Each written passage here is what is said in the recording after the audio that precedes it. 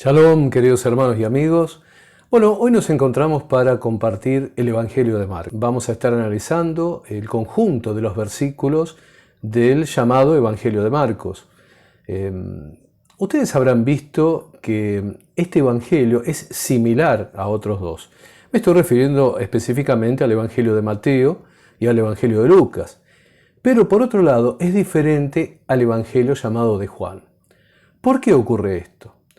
Bueno, es evidente que los tres evangelios que he nombrado al principio, Marcos, Mateo, Lucas, son similares, tienen más que puntos de contacto. Parecieran ser escritos bajo una misma base, bajo un mismo contenido. Esto ha llevado a que muchos teólogos a lo largo de la historia bíblica, se hayan empeñado en buscar las coincidencias entre estos evangelios y buscar un por qué se presentaran estas coincidencias. Uno de estos investigadores fue el alemán Jacobo Griesbach, que en el siglo XVIII se tomó la tarea de colocar los tres evangelios en paralelo y presentar esto en una publicación. Su publicación llevaba el nombre de Sinopsis, relacionando palabras griegas, la palabra sin, que significa junto, al revés que el idioma castellano, ¿verdad? Y la palabra opsis, que significa ver. O sea, la idea bajo la cual trabaja Jacobo Griesbach era la de ver juntos el contenido de los tres evangelios. Lo que hizo este hombre fue colocar los tres evangelios en paralelo y ponerse de acuerdo en las coincidencias de estos. Como digo, hablar de sinopsis en el caso bíblico es hablar del Evangelio de Marcos, constituyendo uno de los tres evangelios sinópticos destacados por Griesbach. Ahora bien, ¿por qué ocurre esto? ¿Por qué se da esta sinopsis, esto de que se pueda ver juntos los tres evangelios? Bueno, la interpretación más correcta, diría yo, del por qué ocurre esto, tiene que ver precisamente con que o bien el Evangelio de Marcos es el primero de los evangelios escritos, o bien el Evangelio de Marcos abreva de un evangelio anterior. En lo que es la investigación bíblica, a ese evangelio anterior a Marcos que podría existir, se lo simboliza con la letra Q, de Quelle, que significa fuente en el idioma alemán. Entonces, o bien el Evangelio de Marcos es el primero de los evangelios que se escriben, o bien el Evangelio de Marcos abreva de un evangelio anterior, que sería la Quelle, la fuente, que va a dar origen a los demás. Pero ¿por qué se presentan estas diferencias?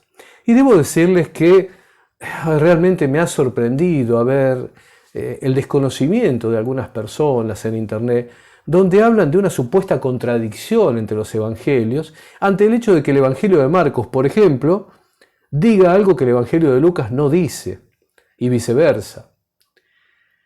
La cuestión es muy sencilla. El Evangelio de Marcos, o el Quelle, aquella fuente anterior de la cual abreva el Evangelio de Marcos, nos dan la base, nos dan el conocimiento básico, ¿sí? Luego, el Evangelio de Mateo agrega cosas que el Evangelio de Marcos no tiene, y por otro lado, el Evangelio de Lucas agrega cosas que el Evangelio de Mateo no tiene. Entonces, de la reunión del contenido de los tres evangelios, es que se constituye el panorama completo, el cual nos presentan estos tres evangelios sinópticos. ¿Por qué la diferencia con el evangelio de Yohanan, con el evangelio de Juan, llamado evangelio de Juan? Y la diferencia ocurre porque el evangelio de Juan es un evangelio con otro sentido. El evangelio de Juan, tal cual lo vemos a lo largo del escrito, lo cual seguramente en un tiempo futuro vamos a estar analizando, el evangelio de Juan ha sido escrito por un sacerdote precisamente, por una persona que buscó presentar un contenido diferente en cuanto a lo que sería la biografía de Yeshua. Bueno, yendo específicamente al Evangelio de Juan, ¿sí? Y ustedes dirán, pero ¿cómo Juan? ¿No me estabas hablando de Marcos? Sí, sí. Lo que pasa es que Marcos en realidad se llama Juan, Yohanan. El nombre de quien escribe este evangelio es Juan Marcos. Yohanan, Juan, llamado Marcos. Este evangelio se escribe alrededor del año 70, se diría después de Cristo de una forma, después de la era común, podría decirse de otra, el año 70 de nuestra era. Y se entiende que este Juan Marcos es el mismo que aparece, por ejemplo, en el libro de los Hechos, en el capítulo 12, versículo 12, donde dice, y habiendo considerado esto, llegó a casa de María, la madre de Juan, el que tenía por sobrenombre Marcos, donde muchos estaban reunidos orando. Bueno, aquí tenemos presentado a Juan Marcos. Marcos es quien se había apartado de Bernabé y Pablo en Panfilia. Esto lo vemos en Hechos capítulo 13, versículo 13, donde Marcos los abandona y vuelve a Jerusalén. Esto genera una disputa entre Bernabé y Pablo, porque el primero, o sea Bernabé, quería llevar a Marcos en el segundo viaje misionero y Pablo no, por esta ida anticipada que tuvo Marcos en el primer viaje. A esta situación, a esta discrepancia la vemos precisamente en el libro de los Hechos, en el capítulo 15. Finalmente Bernabé, o Barnabiá, como debería decirse quizás en el idioma original, lo lleva con él a Chipre. Esto ocurre alrededor del año 52 después de Cristo, 52 de la era común, como a otro le guste decir. Este Bernabé, como les digo, es Barnabiá, lo cual sería algo así como hijo de la profecía. En las Escrituras aparece como Níos Paraclesios, hijo de la consolación.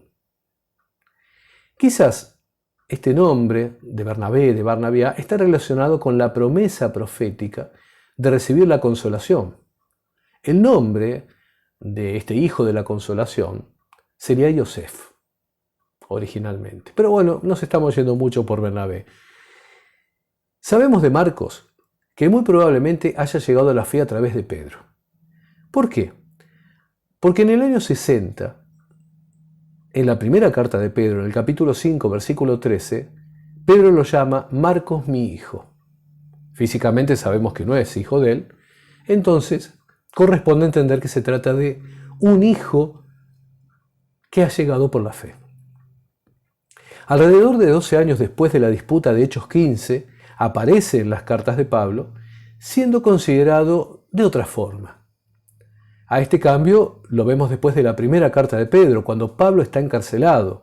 Me refiero al año 64 después de Cristo. Recordemos que en Colosenses capítulo 4 versículo 10 es nombrado Marcos, el sobrino de Bernabé.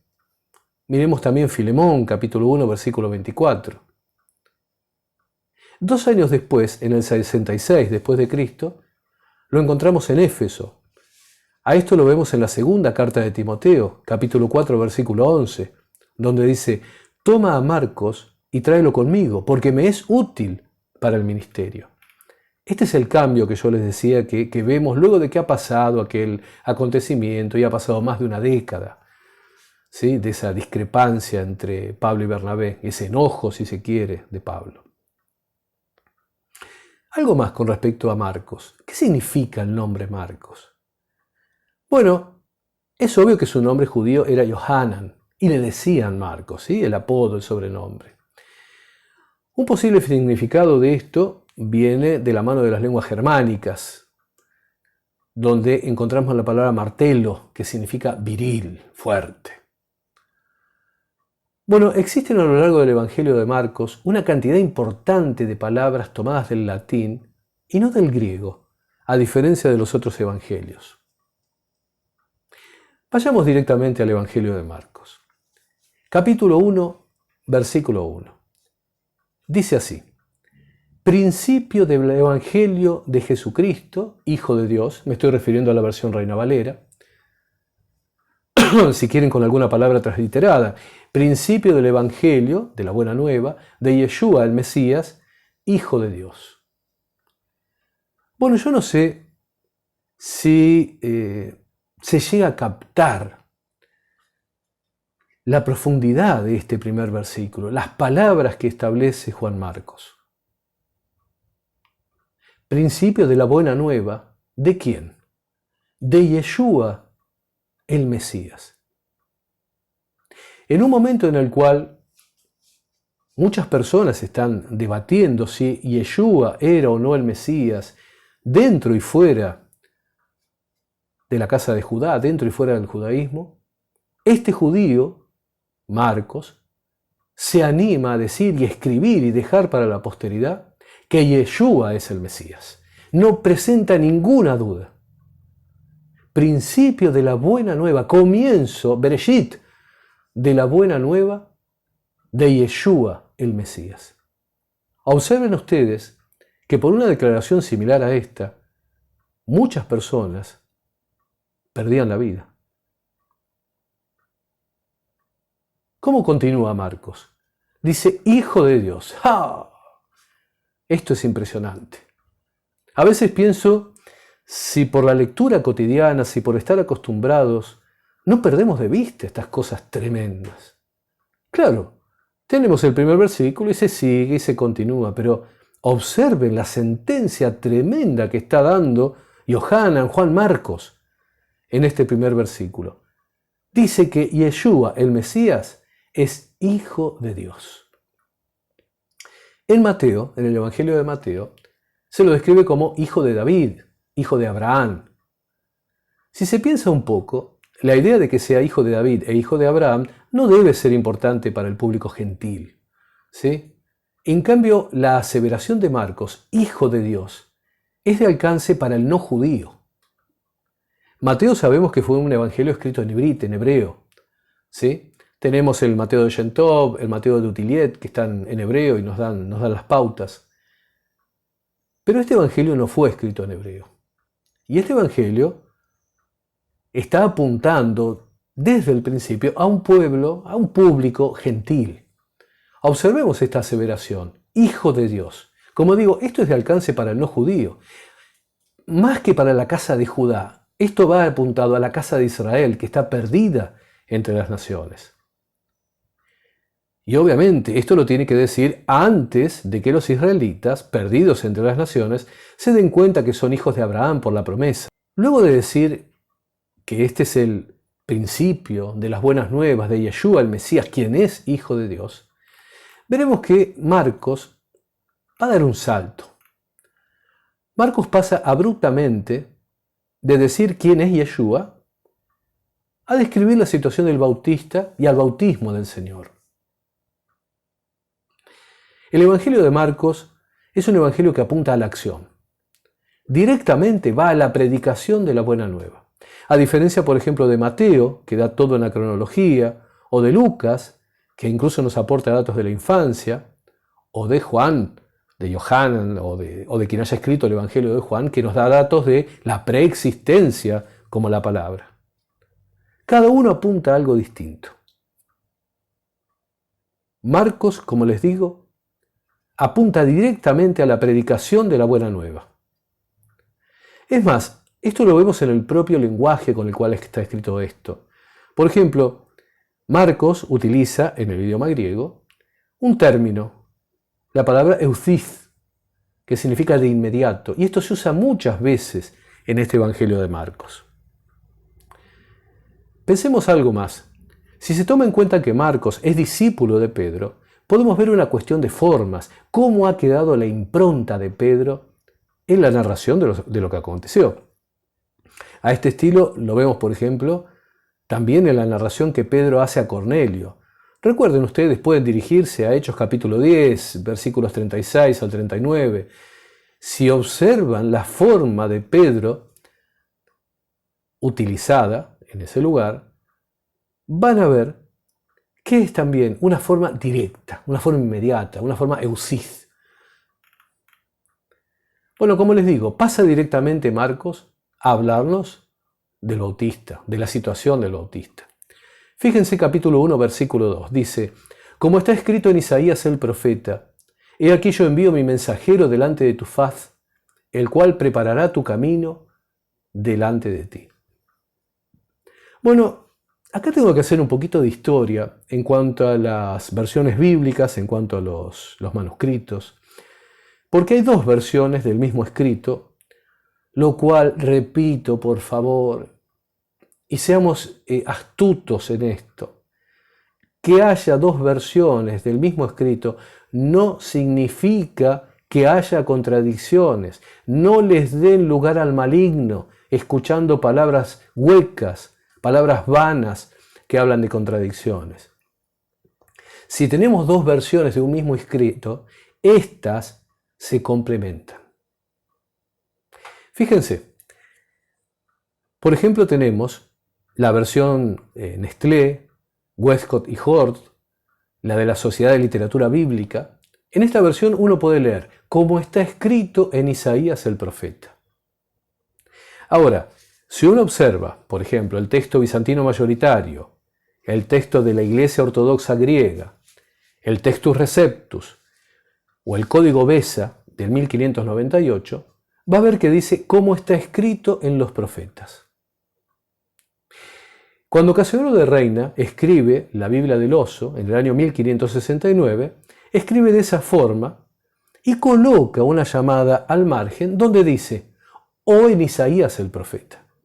Fíjense que Casiodoro, sabiendo de las dos versiones que hay, la que dice Isaías el profeta y la que dice como está escrito en los profetas, nos hace una llamada al margen. Cipriano de Valera, con su revisión del año 1602, mantiene la narración, lo cual también hace Lucena con su revisión del 1862, pero ya Lucena no coloca la llamada al costado. En el año 1865, la nueva revisión bíblica mantiene esta versión, pero en el año 1909, la versión bíblica del año 1909, se modifica y aparece como está escrito en Isaías el profeta. O sea, lo que antes para Casiodoro de Reina era una nota al margen, a partir del año 1909 pasa a ser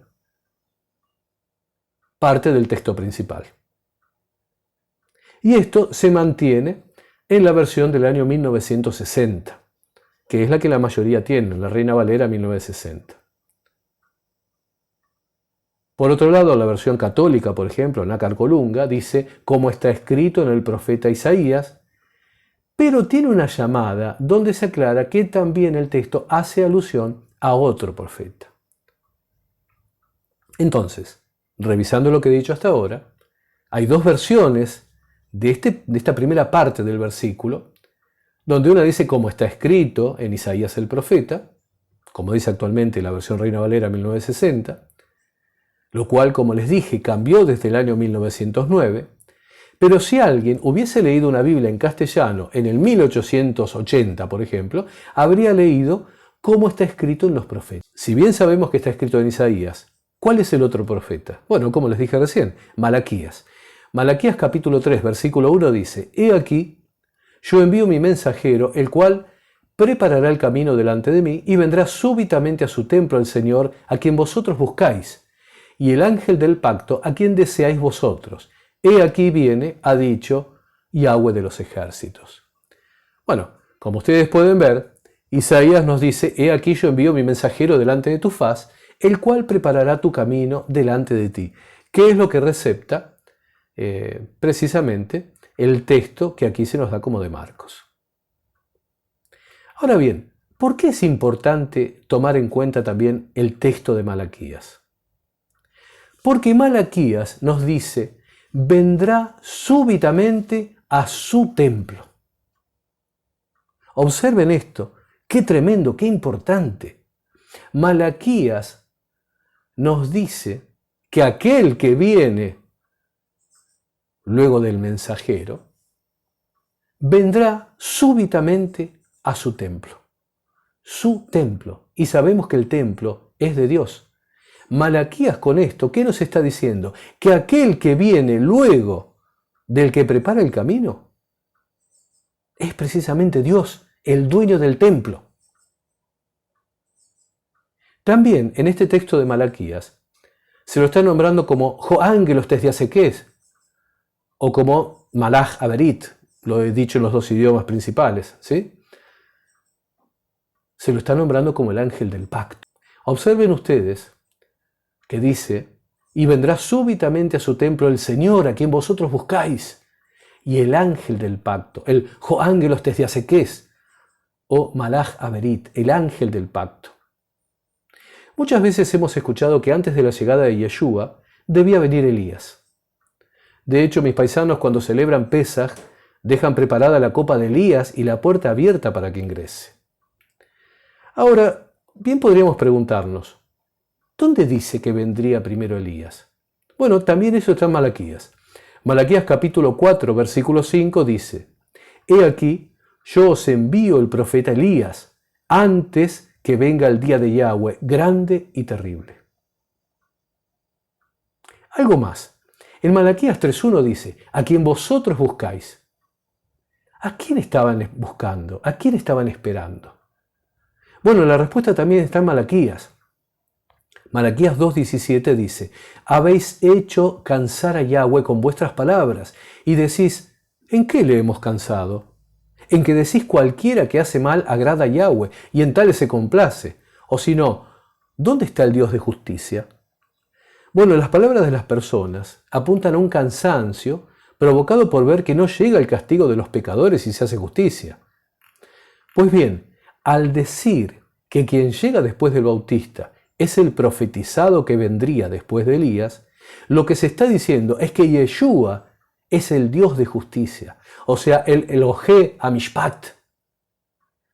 En griego, el Hotheostes Dikaiosines, el Elohe Amishpat. Quien viene después de Elías es el Dios de justicia. Marcos capítulo 1, versículo 3 dice, «Vos que clama en el desierto, preparad el camino del Señor, enderezad sus sendas». Bueno, este texto, nuevamente estamos con los profetas, pertenece a Isaías capítulo 40, versículo 3. «Vos que clama en el desierto, preparad camino a Yahweh, enderezad calzada en la soledad a nuestro Dios». ¿Por qué es importante ver que hay otros profetas además de Isaías? Porque en Isaías no aparece el profeta Elías. Y si no tomamos en cuenta el texto de Malaquías, ¿dónde encontraríamos que se dijo que tenía que venir Elías antes y que da lugar a la afirmación de Yeshua en Marcos 9:13, acerca de que Elías ya vino y el porqué de que los discípulos le preguntasen? Repito, solamente a partir de tener a Malaquías, nos enteramos que Elías tenía que venir antes. Si nos quedamos solamente en Isaías, no tenemos esta referencia. Entonces, la afirmación presentada en Marcos 9:13, donde se dice que Elías tenía que venir antes, queda vacía de contenido. Asimismo, esto es muy trascendente, porque los que no creen que Yeshua sea el Mesías, siguen esperando que Elías venga en Pesaj. Pero el Señor dice que Juan el Bautista fue el Elías esperado. Repito, para que se sepa esto, cuando se celebra el Seder de Pesaj, cada año, quienes no creen que Yeshua es el Mesías, dejan la puerta abierta de la casa y una copa de vino preparada que es la copa de Elías, esperando que él venga, que él entre por la puerta y que beba de esa copa. Pero Yeshua dijo que Juan el Bautista es el Elías esperado. Si entendemos que Yeshua nació en Sucot, como tantas veces lo hemos explicado, o sea, 6 meses antes ocurrió Pesaj, con lo cual en Pesaj vino Elías. ¿Se entiende? Yeshua nació en Sucot. 6 meses antes de Sucot es la Santa Convocación de Pesaj. Si Yeshua nació en Sucot, ¿quién nació 6 meses antes que él? ¿Quién tiene 6 meses más de edad como ser humano, físicamente? Juan el Bautista. Es tan sencillo como mirar los textos y ver la fecha en que nació cada uno. Juan el Bautista nace 6 meses antes que el Señor. Yeshua nace en Sucot, 6 meses antes de Sukkot es Pesaj. Y si sabemos que Yeshua nació en Sukkot, ¿quién nació 6 meses antes que él? Juan el Bautista. ¿Y cuándo nació Juan el Bautista? En Pesaj. Esa espera que mis paisanos hacen de que venga Elías en Pesaj ya ocurrió. Juan el Bautista es el Elías esperado que nació precisamente ¿cuándo? En Pesaj. Marcos capítulo 1 versículo 4 dice: bautizaba Juan en el desierto y predicaba el bautismo de arrepentimiento para perdón de pecados. Bueno, acá quiero aclarar algo que es muy importante. El bautismo de Juan, y el bautismo en general, no perdonaba pecados. El bautismo de Juan era una manifestación exterior de las personas que reconocían la necesidad de ser perdonadas. Se sumergían bajo el rito de purificación, y esto era un signo visible de que reconocían la necesidad de hacer teshuvá, metanoia, de reconocer sus malos caminos y comenzar a caminar de otra forma. Pero este bautismo no hacía remisión de los pecados. Por esto es importante entender el momento en el cual las acciones de Juan el Bautista están ocurriendo. Esto de estar bautizando en el Jardín de Juan el Bautista, de Yohanan Amatbil, sucede en los días previos al Moed, a la Santa Convocación de Yom Kippur, del Día del Perdón. Sucede en los llamados días de arrepentimiento. Repito, esto es muy importante. El bautismo de Juan no hacía remisión de pecados. Por sumergirse en las aguas del Jordán, las personas no recibían perdón de sus transgresiones. La remisión de pecados vendría luego, ¿con qué? Con la sangre derramada. ¿Cuándo? En la forma cercana quedaba el sacrificio que vendría en Yom Kippur, en el día del perdón. Las santas convocaciones que ocurren en esa parte del año tienen como previo los llamados días de arrepentimiento. Luego ocurre el llamado día de Yom Teruah, del toque de la trompeta. A los 10 días de Yom Teruah ocurre Yom Kippur, el día del perdón. En el día del perdón, toda la congregación de Israel, ¿sí?, existía un perdón nacional. Todo pecado era perdonado. Por más que alguien quiera decir lo contrario ahora, todo pecado era perdonado. Requería previamente un corazón contrito, requería una purificación de la persona, ¿sí?, una purificación interior, y que tenía una forma externa como un requisito, la cual es la purificación exterior. En aquel tiempo, en Jerusalén, había piletas, las cuales estaban manejadas, digámoslo de esta forma, por los rabinos, por los líderes religiosos de aquella época. Estaban dirigidas por los saduquín, por los saduceos.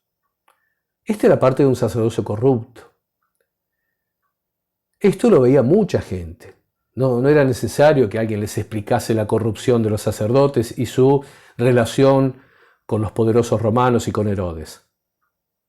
Entonces muchas personas, fariseos, gente del pueblo, comunes, se presentaban ante el Bautista para hacer el rito de Tevilá, para hacer el rito de inmersión. ¿Y por qué lo hacían en este momento? Porque nos acercamos a la Santa Convocación de Yom Kippur. Juan el Bautista se encuentra bautizando gente, haciendo este rito de inmersión, a pocos días de que se esté llegando a Yom Kippur, al Día del Perdón. Este Yom Kippur va a ser el último que se va a celebrar antes de la crucifixión de Yeshua. Y por ende, este es el último Yom Kippur válido en cuanto a las acciones del templo.